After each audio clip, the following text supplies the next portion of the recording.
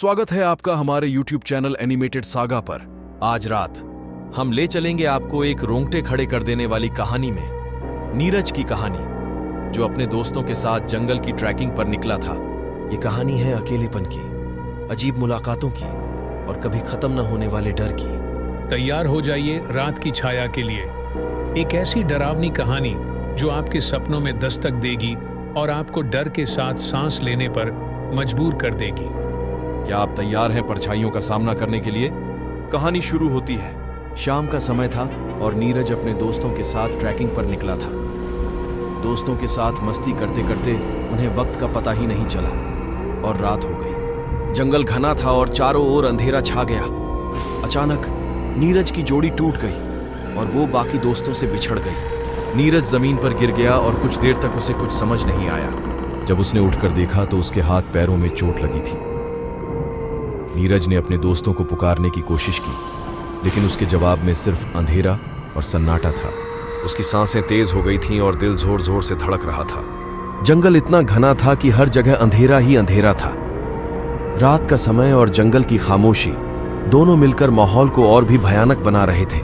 नीरज ने अपनी टॉर्च को जलाकर अपने आसपास देखने की कोशिश की। उसने देखा कि उसके आसपास सिर्फ बड़े बड़े पेड़ हैं, जिनसे कुछ अजीब सी खरोचने की आवाज आ रही थी। उसने सोचा कि शायद ये जानवरों की आवाज होगी, लेकिन उस आवाज में कुछ इंसान जैसा कुछ था। नीरज ने अपनी टॉर्च से रास्ता बनाने की कोशिश की और जंगल से बाहर निकलने का सोचा। उसने सोचा कि शायद जंगल के बाहर कोई गांव होगा जहां उसे मदद मिल सके। उसने अपने दोस्तों को ढूंढने की कोशिश की, लेकिन हर तरफ अंधेरा और सन्नाटा था। जब उसने पीछे से एक अजीब सी खरोचने की आवाज सुनी तो उसने पलट कर देखा, पर वहां कोई नहीं था। उसकी धड़कन और तेज हो गई थी। उसने अपनी टॉर्च निकालकर चारों तरफ रोशनी डाली, पर कुछ भी नजर नहीं आया। अंधेरा इतना घना था कि टॉर्च की रोशनी भी उसके पार नहीं जा रही थी। नीरज ने सोचा कि शायद ये उसकी गलतफहमी थी और वो अपने रास्ते पर आगे बढ़ने लगा, लेकिन उसकी सारी कोशिशें बेकार हो गईं जब उसने फिर से उसी आवाज को सुना। इस बार आवाज और भी ज्यादा तेज थी और उसमें एक चिल्लाहट थी जो नीरज को अंदर से हिला गई। नीरज ने अपनी रफ्तार बढ़ाई और जल्दी से जंगल से बाहर निकलने की कोशिश की। उसका दिल जोर जोर से धड़क रहा था और उसकी सांसें तेज हो रही थीं। उसने सोचा कि यह जंगल शायद श्रापित है और उसे जल्दी से यहां से निकालना होगा, लेकिन जब उसने पीछे मुड़कर देखा तो कुछ नजर नहीं आया। सिर्फ अंधेरा ही अंधेरा था। जंगल में भटकते हुए नीरज को एक पुराना टूटा फूटा घर नजर आया। उस घर की हालत देखकर नीरज को डर लगा, लेकिन वो फिर भी उस घर के अंदर घुस गया। उसने दरवाजा खोला और अंदर कदम रखा। घर के अंदर अजीब सा सन्नाटा था, जैसे वहां सालों से कोई नहीं आया हो। अंदर जाते ही नीरज को दीवार पर कुछ पुराने चित्र दिखे। उन चित्रों में अजीब अजीब चेहरे थे, जिनकी आंखें नीरज को घूर रही थी। उसे लग रहा था जैसे वे चित्रा जिंदा हों और उसे देख रहे हों। उसने तेजी से नजरें हटा लीं और एक कमरे की ओर बढ़ा। घर के अंदर एक अजीब सी बू थी, जैसा कोई पुरानी चीज सड़ा हुआ हुई हो। नीरज ने अंदर जाके देखा तो उसे एक पुरानी कुर्सी और एक पुराना अलमारी दिखा। उसने सोचा कि शायद यहां से कुछ मदद मिल सके। उसने अलमारी खोलने की कोशिश की, लेकिन अलमारी का ताला टूट गया। अलमारी के अंदर एक डायरी थी जो बहुत ही पुरानी लग रही थी, और एक कमरे में प्रवेश करते ही नीरज को दीवार पर लगे कुछ पुरानी तस्वीरें नजर आई। ये तस्वीरें देखकर उसके रोंगटे खड़े हो गए। हर तस्वीर में कुछ अजीब चेहरे थे, जिन्हें देखकर लगता था जैसे वो लोग बहुत दर्द में हों। उनकी आंखें सीधी नीरज की तरफ थीं, जैसे वो उसे कुछ कहना चाह रहे हों। उसने जल्दी से जल्दी तस्वीरों से नजर हटाई और कमरे को और ध्यान से देखना शुरू किया। कमरे में एक पुरानी कुर्सी और एक तेज चाकू पड़ा था। नीरज ने चाकू उठा लिया, ये सोचकर कि अगर कोई मुश्किल आए तो कम से कम कुछ तो होगा अपने बचाव के लिए।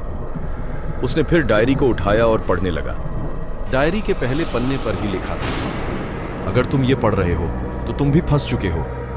बाहर मत निकलना, वो आ रहे हैं। ये पढ़कर नीरज का दिल तेज तेज धड़कने लगा। उसे समझ नहीं आया कि डायरी में लिखा सच है या सिर्फ किसी की मजाक, पर फिर भी उसने डायरी अपने पास रख ली और अलमारी को बंद कर दिया। उसने सोचा कि उसे अभी यहां से निकालना चाहिए और अपने दोस्तों को ढूंढना चाहिए।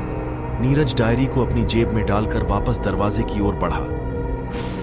जैसा ही उसने दरवाजा खोला, उसे एक परछाई नजर आई। वो परछाई धीरे धीरे नीरज की तरफ बढ़ने लगी।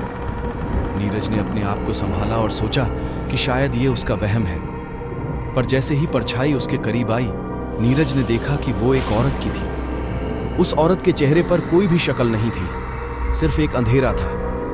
उसकी आंखें नीरज की तरफ थीं, पर उन आंखों में कोई रोशनी नहीं थी। नीरज कैसे भी करके वहां से निकलने की कोशिश कर रहा था। उसने पीछे मुड़कर देखा तो उसे और भी परछाइयां दिखाई देने लगीं। हर तरफ से उसकी तरफ परछाइयां बढ़ने लगी थीं। नीरज कैसे भी करके वहां से निकलने की कोशिश कर रहा था। उसने अपनी सारी ताकत जोड़ी और जल्दी से जल्दी वहां से भाग निकलने का सोचा। नीरज ने हिम्मत जुटाई और दरवाजे की तरफ भागा। उसने दरवाजा खोलने की कोशिश की, पर दरवाजा बंद था। बाहर से खरोचने की आवाज और तेज हो गई थी। नीरज ने खिड़की से बाहर कूदने का सोचा। उसने खिड़की की तरफ देखा तो खिड़की का शीशा टूट चुका था। नीरज ने अपने आप को संभाला और खिड़की से बाहर निकलने लगा, पर जैसे ही वो खिड़की के पास पहुंचा, उसने देखा कि बाहर एक औरत खड़ी है। उस औरत का चेहरा जला हुआ था और उसकी आंखें नीरज की तरफ थीं। नीरज का दिल जोर से धड़क रहा था। उसने अपनी सारी ताकत जोड़ी और खिड़की से कूद गया, पर नीचे जमीन पर गिरते ही उसने देखा कि वो फिर से उसी घर के अंदर है। उसे कुछ समझ नहीं आया कि आखिर ये हो क्या रहा है। उसने सोचा कि शायद ये सब एक बुरा सपना है, पर जब उसने अलमारी की तरफ देखा तो वो डायरी वहां ही रखी हुई थी। नीरज को अब समझ में आने लगा कि वो किसी भयंकर चक्रव्यूह में फंसा है। उसने अपने आप को बचाने की कोशिश की, पर हर बार वो वापस उसी घर में लौट आता था। उसने अपनी आखिरी उम्मीद जोड़कर सोचा कि किसी भी तरह यहां से निकलना होगा।